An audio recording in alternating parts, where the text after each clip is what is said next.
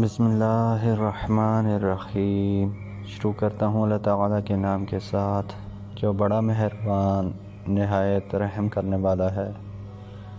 حضرت سہل بن سعد رضی اللہ عنہ کہتے ہیں کہ رسول اللہ صلی اللہ علیہ وآلہ وسلم قبیلہ بنی عمرو بن عوف میں ان کے درمیان صلح کرانے کے لیے تشریف لے گئے اور نماز کا وقت ہو گیا۔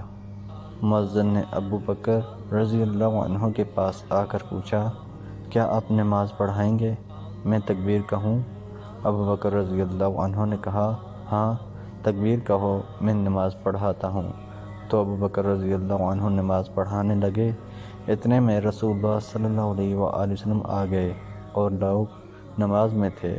آپ صلی اللہ علیہ وآلہ وسلم صفوں کو چیرتے ہوئے پہلی صف میں آ کر کھڑے ہو گئے تو لوگ تالی بجانے لگے، اور ابو بکر رضی اللہ عنہ کا حال یہ تھا کہ وہ نماز میں کسی دوسری طرف متوجہ نہیں ہوتے تھے۔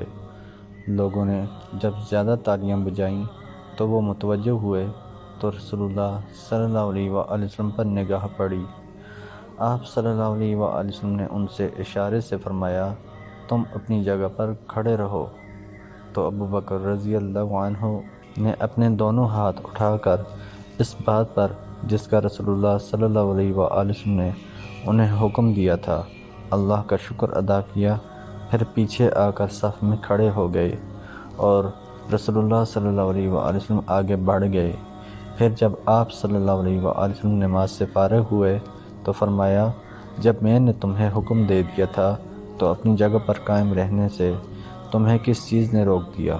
ابو بکر رضی اللہ عنہ نے عرض کیا، ابو قحافہ کے بیٹے کو یہ بات زیب نہیں دیتی کہ وہ رسول اللہ صلی اللہ علیہ وآلہ وسلم کے آگے کھڑے ہو کر نماز پڑھائے۔ پھر رسول اللہ صلی اللہ علیہ وآلہ وسلم نے لوگوں سے فرمایا، کیا بات تھی؟ تم اتنی زیادہ کیوں تالیاں بجا رہے تھے؟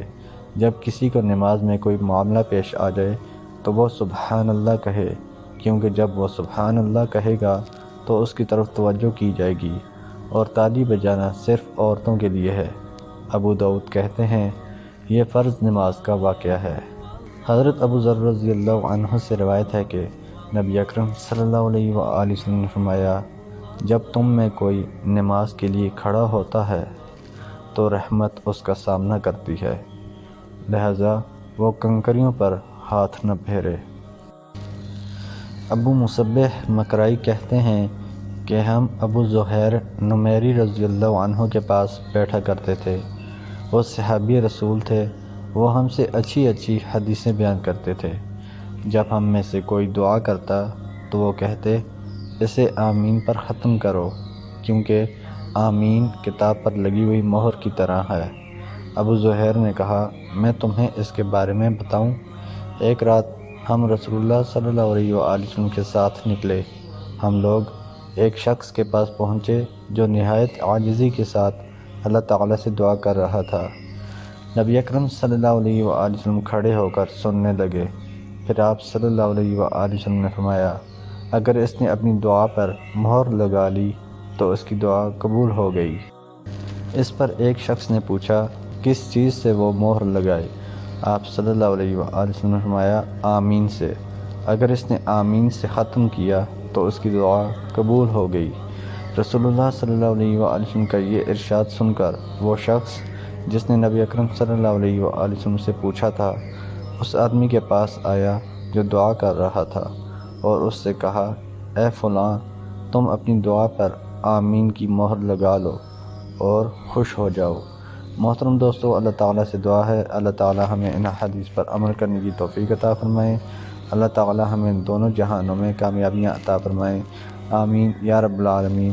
ویڈیو کو ثواب کی نیت سے زیادہ شیئر کریں۔ جزاکم اللہ خیرا کثیرا۔